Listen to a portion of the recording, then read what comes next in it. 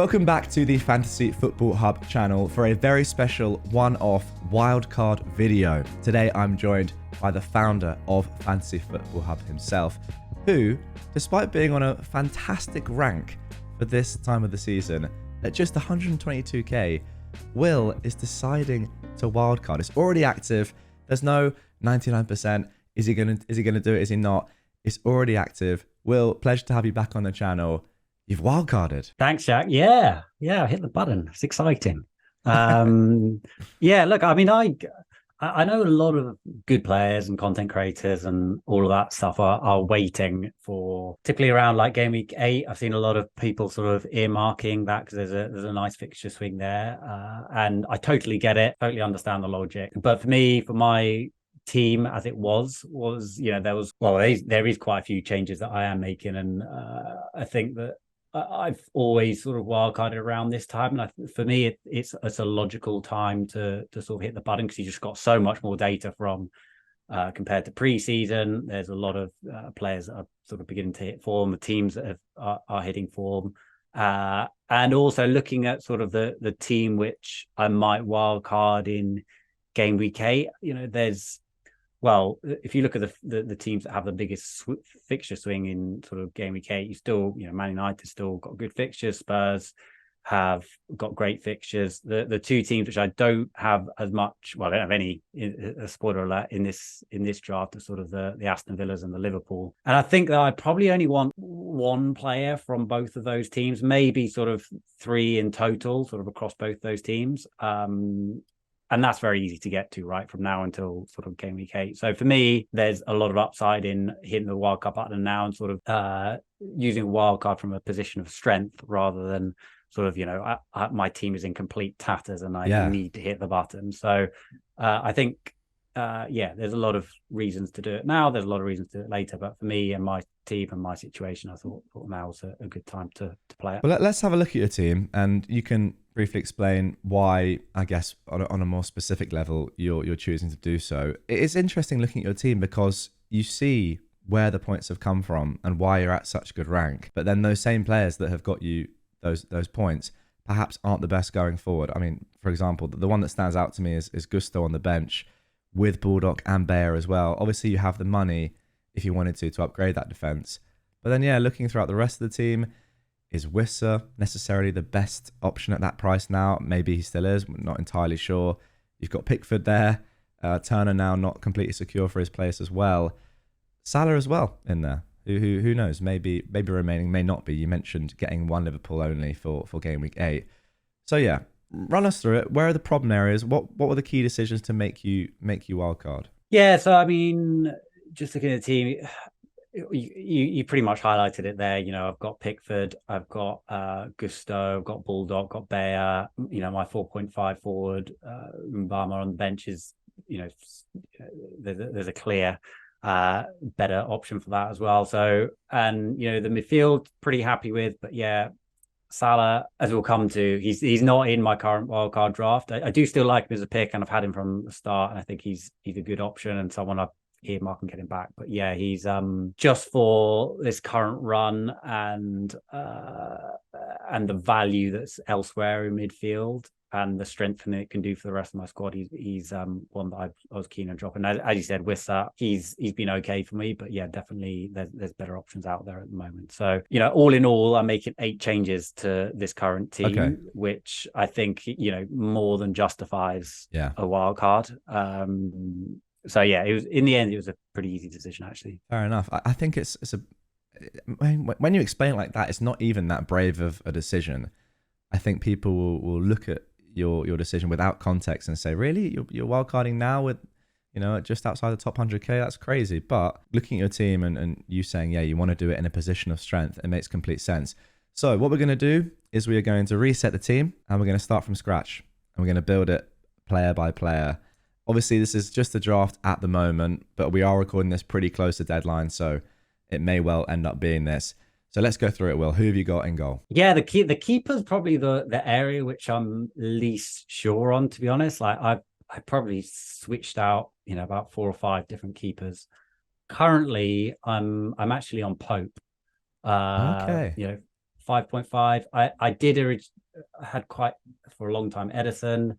I've also gone down to Leno, quite like Flecken. I've also gone to Martinez. Like Oh wow. this position is very much up in the air. Currently, it's on Pope.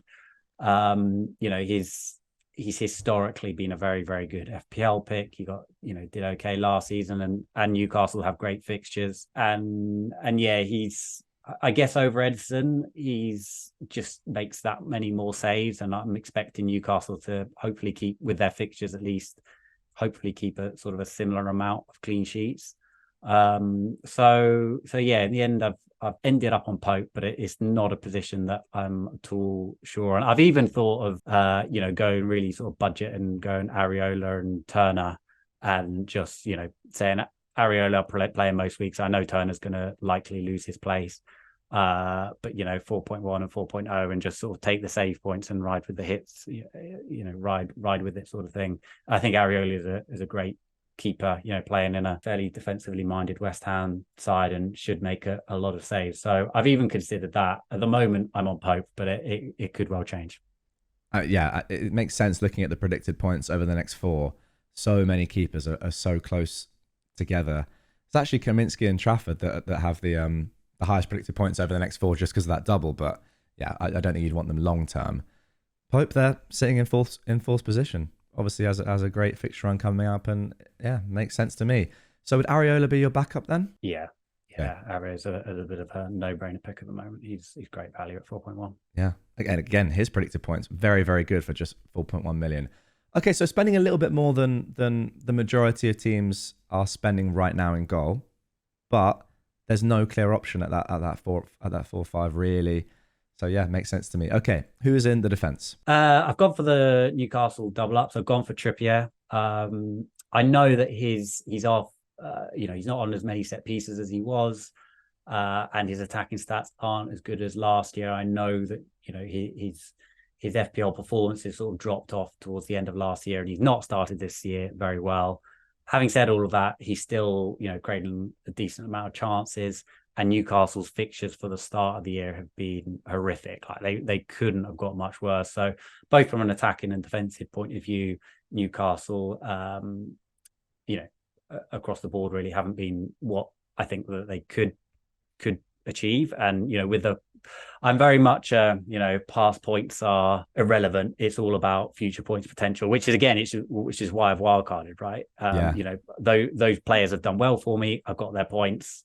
I don't have any sort of emotional attachment to players, which I think is probably the right way to sort of approach things. So yeah, Trippier is in there, and I've been pretty set on him. Obviously, Shah, I think, Fabian Shah is a good pick as well, and that's another one that I've been looking at. But at the moment, I'm on Trippier, just more attacking threat, and also more bonus potential. Often if Newcastle keep a clean sheet, he's right up there for the bonus. So those are sort of the reasons I plump for him. Yeah, just looking at the Opta stats on Fantasy Football Hub, still, despite those really tough opening fixtures, 10 chances created. It's very impressive stuff. It's worth mentioning before we carry on here that all the stuff you're seeing on screen is from Fantasy Football Hub. We're building this on the My Team tool, and all the stats, predicted points, etc. is all available if you sign up to Fantasy Football Hub. Okay, so the second Newcastle defender then, is it not going to be Cher? Sorry, that I've as in double up on Newcastle, I've gone for Pope and Trippier. Oh, of course, sorry. Yes.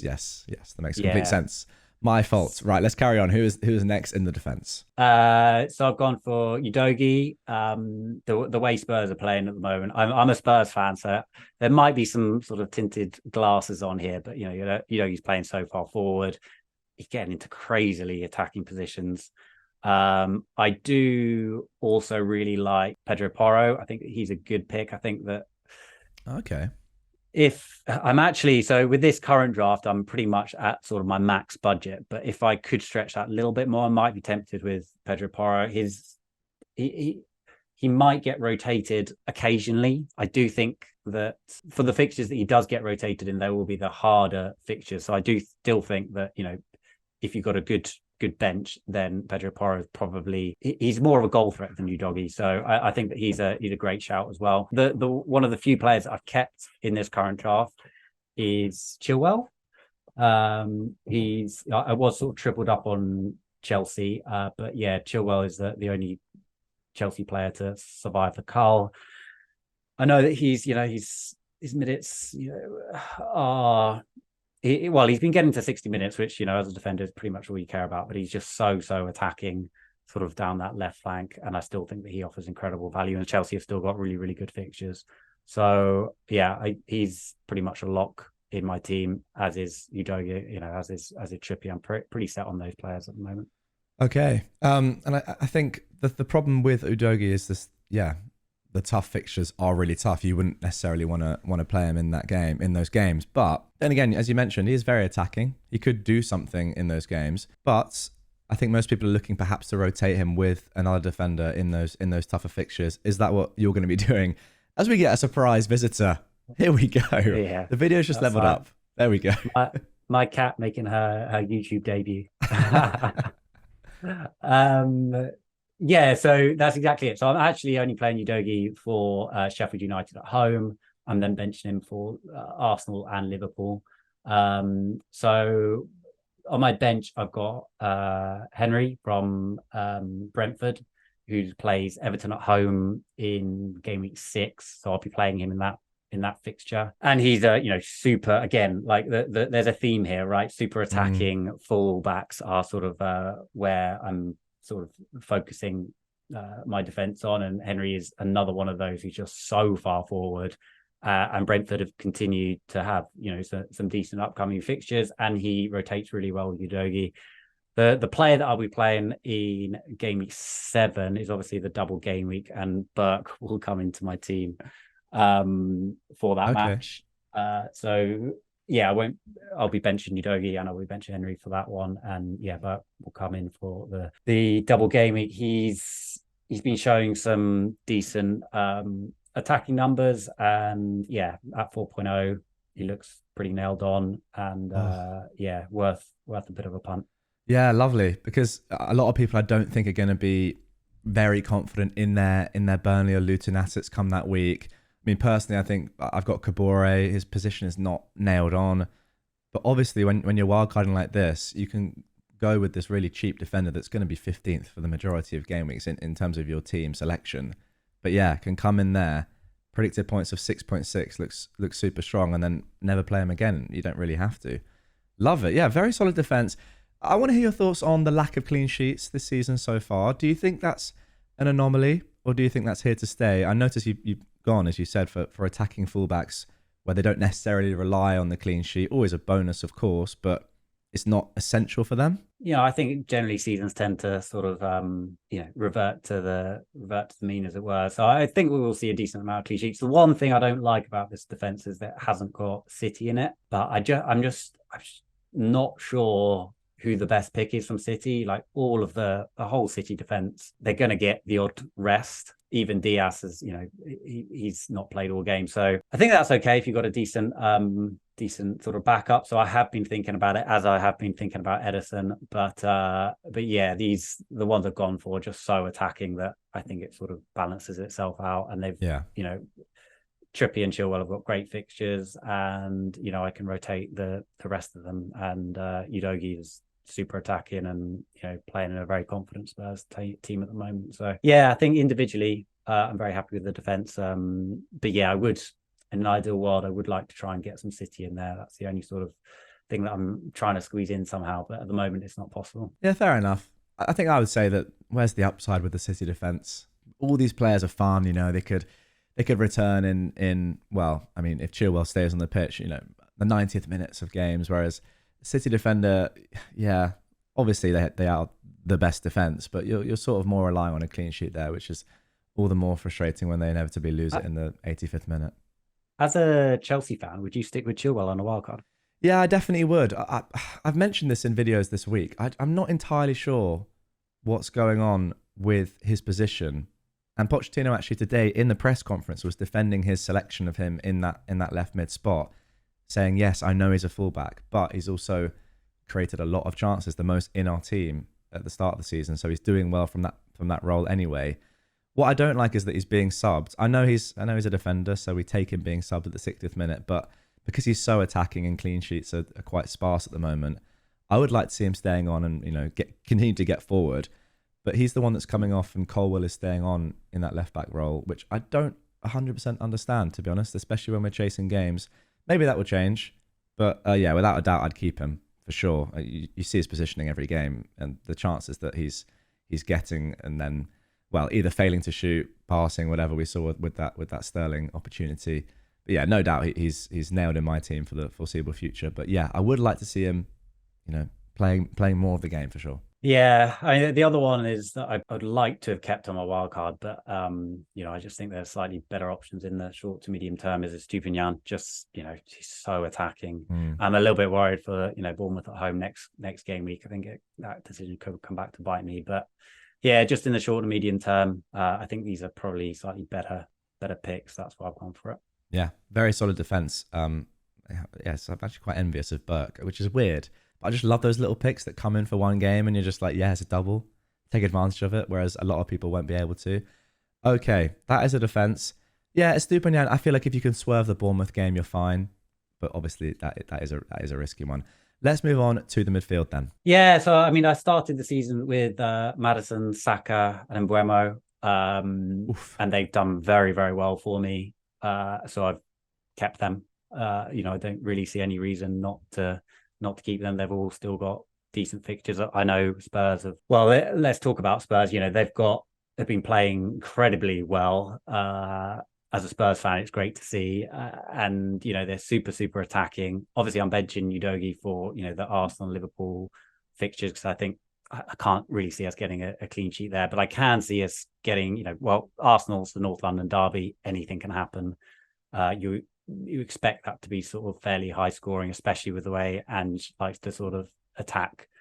And then you've got Liverpool at home and Liverpool defence. For me, it's almost like perfect for the way Tottenham are playing at the moment. So I actually see that as a really bad fixture for us in terms of like getting a clean sheet, but really, really good in terms of from an attacking perspective. And then after the Liverpool home match, the Spurs fixtures get really good. So, very obviously keeping Maddison, and I've also plumped for Son in there as quite a good big reason I sort of wildcarded, I guess, is to get him in. He's only been one match playing up top for us, so there is a bit of a risk that he goes back to the left wing position or something. But it's difficult to see him switching from that left wing position, and with the type of game that he had last game, and he's just so clinical in front of goal and playing up top for Spurs, and very likely being on penalties. He just seems like an absolute sort of no-brainer of a FPL pick. He's got pretty much everything. So, yeah, I'm pretty keen to get him in pretty sharpish. So, yeah, gone for the Spurs double up in midfield as well. Yeah, very, very strong. I feel like Son is probably the crux of the wild card here, isn't he? It's just a great pick to get in that not everyone can get to this week. I know a lot of people have money in the bank, but it's not an opportunity for everyone to jump on him, especially given this fantastic fixture, just this game week alone. We'll come to it later on when I ask you about captaincy, but surely a captaincy shout for this week as well. But yeah, as someone that doesn't have any Tottenham midfielders or just attacking players in general, really, I don't even have Udogie. It's very scary. This Sheffield United fixture, yes, but then also I agree with you. Against the high line, what does Son historically do well against? I remember those Champions League games against Man City where you think Tottenham have no chance, but yeah, he pops up, just tends to do really well in those sort of games. So yeah, a very, very strong 4. Let's round it off with your 5th. I presume you're still going for a 3-5-2, but you're on wildcard. I mean, you could do anything. Yeah, so the 5th pick is probably maybe a little bit surprising for a lot of people, because I know that people are actually getting rid of this player now, and he's dropped in price, but it's actually Bruno Fernandes. Okay, nice. I didn't start the season with Bruno Fernandes, and I feel incredibly lucky that he's got so few points so far. Yeah. Just looking at the numbers that he's producing, the fact he's on penalties, he should have a ton more points than he does. And United have got really good fixtures upcoming. I think that Rashford is also going to do well. I know that United are going through a bit of a sort of a state of flux, to say the least, at the moment. But I still think that they're going to score goals with those upcoming fixtures, and I think Fernandez is going to be a big part of that. So I quite like the fact that he's just dropped in price, and I'm able to sort of bring him in, and people are getting rid of him. And yeah, I know that a lot of people are doing sort of Fernandez to Son move, which I can understand. But yeah, as I'm on my wild card, I sort of get to pick a clean slate, and I really like Fernandez as an option. Yeah, exactly. Like a lot of people that are trying to get to Son are forced to sell Fernandez, and as you say, he's been so well. I don't know if it's unlucky. It's a continuation from the end of last season, but the fact of the matter is, you look at these numbers, expected to be involved in 4 goals, playing unbelievably well, yet has been involved in just 2. There we go. And the fixtures are still very, very strong for Man United. A lot of people saying that they're not confident in the team in general, and obviously that translates to fantasy points. But what do you think? I mean, the fixture run is really good. Haven't had the best start to the season. Obviously, you're confident enough in the player to pick him on your wild card. Yeah, look, I think there is something to that, right? Like United aren't playing that well, and there's a lot of stuff going on at the club. So that does concern me a little bit, but yeah, just with those fixtures and so many routes to scoring points that Fernandez has, I'm willing to sort of not stick with him, but bring him in to the wildcard team and see it or how it pans out. And just looking across that midfield in general, to have 4 penalty takers, multiple points of scoring routes, and then you've got Maddison. I think that's looking extremely strong. The one player that, as I said at the start, that I have transferred out is Salah. Yeah, and I will want to bring him back, likely sort of around the game week 8 mark. So I've got to think a little bit about how I might get to that. But yeah, at the moment for the upcoming run, I'm pretty happy with that midfield. Sure thing. And the nice thing for me is I sorted the midfielders by 4 game week prediction, and I didn't have to type in a single name because all your five are extremely high. I mean, they're all on screen right now, as you can see. Predicted points super high for all the players you've chosen. Salah is at the top, but he's only a point above Son. That's another point above Bruno. So yes, you're losing out on a player that you had already, but the fixtures aren't phenomenal, and you can always get them back in later, as you've mentioned. Okay, let's move on to the forwards. Yeah, I mean, obviously Haaland's in there. I don't think we need to talk too much about that. The big question is on the captaincy, but we'll probably come to that a little bit later as well. The second spot, I've been sort of, again, it's probably sort of similar to Pope in that I'm really not 100% set on it. At the moment, I've gone for Alvarez, though. I guess my slight hesitancy is, upcoming Champions League and City rotation. But, just at 6.7, playing up top with Haaland in that City attack it's difficult to ignore him. And there isn't really a clear standout beyond him, I would say. Jackson has been doing some decent numbers, but Chelsea just don't seem to be clicking at the moment, and he seems to just be missing a lot of big chances. Typically, I don't mind that. I like players to be getting the big chances, and I like players to be taking a lot of shots and getting the right position. But, Alvarez is sort of doing that, and he's converting, and he's got a proven track record of being a good converter of chances. So, yeah, at the moment, I've gone for him. The other player that I was strongly considering is actually Jesus, coming back from injury and playing for up top for Arsenal. He's obviously fairly proven FPL asset as well. He's obviously that much more expensive than Alvarez, and I'm pretty certain he's going to be a starter in a couple of games time. But yeah, and I'm pretty certain he probably will start this game week, but he might be eased back with the minutes and stuff. So yeah, I've got my eye on him. I think he's sort of top of my watch list, but in this draft anyway, I've gone for Alvarez. There we go, and that is the team. Let's round it off with the 15th player. Yeah, Archer, bit of a no-brainer. Of course, yeah. You pretty much mentioned him earlier. Has to be in there. Yeah, no, he's a great pick at 4.5, and offers incredible value. Well, there we go. How much money does this leave in the bank? Ignore this, by the way, guys. This is because I've built it. I've just reset it so we can build it player by player. How much does that leave for you? The massive 0.0. That is huge. That is huge. I've completely maxed out, which, to be honest, I think that's always I know a lot of people like leaving money in the bank. I'm not a massive fan, to be honest. No. I think you should try and max your budget where you can. unless you've got sort of a clear plan of what to do with it. And Yeah. it makes a bit more sense. Having said that, obviously I want to get Salah in. Then I've got fairly slim bench. The one pick is sort of Pope, is like, you don't really want to be making keeper transfers, and I feel like I might want, an extra million at some point to keep my team flexible. So that is the one area where I might sort of look to go down to, a Leno or something and just bank the million. But yeah, at the moment I've opted for Pope. So yeah, keen to know what you think. Yeah, I mean, it looks really good. I love the defense, to be honest. I think the defense is really good. It just screams upside to me. Udogie is one player that I really want to have in my team that I don't have. Pope, yeah, I agree with you. It's because there's no other real options there that I feel like you've gone for him, which makes complete sense. If there was an easy 4-5 to get to, that would be preferable, obviously, because then you're not spending too much money in the goalkeepers. Yeah, 9.6 is a lot, but it's with reason. And Alvarez over Jackson, I guess if you think that Alvarez is going to continue to keep his place, then it makes sense.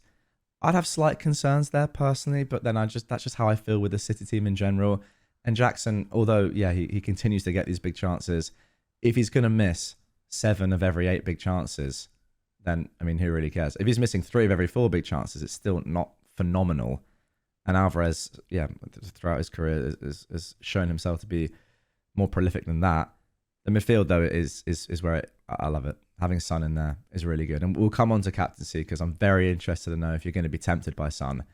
But overall, yeah, I really like the team. Yeah, the one team which would quite like, but it's just really difficult to fit in, is some sort of Villa. I looked at Cash, I looked at Diaby, I looked at Watkins. I like all of them as picks. I just think there are slightly better ones at the moment. But if I was, I can understand logic of wildcarders going for them now, because their fixtures are decent now and they get even better sort of from game week 8. So yeah, that I would like to fit Diaby in, but I really love all those midfield picks, and I just think Alvarez at the moment offers a bit better value than Watkins, and I really like Udogie, and Henry is sort of a rotation with Burke in there, so no room for Cash either. So yeah, unfortunately, I would like to fit some Villa in there, but unfortunately I can't, or unfortunately I probably won't anyway. But yeah, in terms of the captaincy, again, I'm not 100% set, but I'm probably going to stick with Haaland. I'm going to, only really? Because that Sheffield United game, they're going to sit really deep, and I've seen Spurs playing against teams that sit really deep, and they're not quite as sort of fluid and as they are when teams really sort of push onto them, so they could struggle to break them down. And I know Son's a different sort of completely different player to Richarlison, but I've watched Spurs play against sort of deep blocks, and Richarlison basically didn't touch the ball for like ages, so I don't think that will happen to Son, but I do think that that almost isn't, for different reasons. I think that Spurs could almost score more against Liverpool at home rather than Sheffield United at home, because Liverpool will come onto them, and I can see that being a really high scoring match. I can see this one, us winning maybe 1 or 2-0, but yeah, I don't see like a huge hat trick from Son in this game, despite it being a good fixture. I wouldn't say it's a great fixture, but okay. Why I've plumped for Haaland, I guess there's similar arguments to say, against West Ham, they're going to play a low block and City might struggle to break them down. But then again, it's City and it's Haaland, isn't it? So yeah, for sure. Yeah. So at the moment, I'm on Haaland, but I can definitely understand people going for Son. I think in both of those games, just game state will be a massive factor in how both those players perform. An early goal in the Tottenham game changes everything, and then you can see Son getting a hat trick. But if it's 60, 70 minutes, still 0-0, still being frustrated, you can easily see that happening as well. A lot just depends on how the game goes. And I say the same with City. An early goal there, Haaland could do really well, but away from home against a good defence, might not happen. It's the tough one is it's Haaland, who obviously plays for a better team and is more prolific, but then he's playing against a better defence as well away from home. But it's just whether you want to take a risk. And given that you are also on the wild card, you'd probably expect to get that upside alone from having your optimal 15 players. Do you need to then go even more risky and chase even more by by going for the Sun captaincy when you're already in a position of strength and you have such a good rank anyway. It maybe is one risk too far, perhaps. Yeah, perhaps. Although, to be honest, I try as hard as I can not to sort of let ownership and risk affect my decisions. I just sort of look at trying to maximize the points that I can get. So I'm not really making it for ownership reasons. I just generally think that Haaland is probably marginally better, but I could flip it to Son by the time the deadline comes, because I do think that he's a great shout, and as you say, it is a better fixture. So we'll see. All right then, Will. That is your team. Very interested to see how it works out this game week, to be honest, because the upside is definitely there in that Sheffield United game if things go to plan. As you said, though, maybe quite a cautious Tottenham fan. You look much better under Ange, though, even against maybe low blocks, defensive teams. Not that you can open them up. Madison's in there for that creativity now as well. I don't know. It's one of those that if, as I said, it starts well for you, it could be a absolute cricket score. But then again, this is the history of the Tottenham. Who knows? Who knows what will happen? Thank you very much for coming on. As always, pleasure to chat to you. And yeah, guys, if you'd like to do the same thing, maybe you're on Wildcard, you want to see how your team looks, not just for this week, but for the future game weeks as well, get on to Fantasy Football Hub. 7-day free trial if you click the link down below. And it's 30% off as well right now. So yeah, make sure to take advantage of that. Will, thank you very much. Guys, good luck this game week. If you're on Wildcard, especially good luck. And I'll see you all in the next Game Week preview.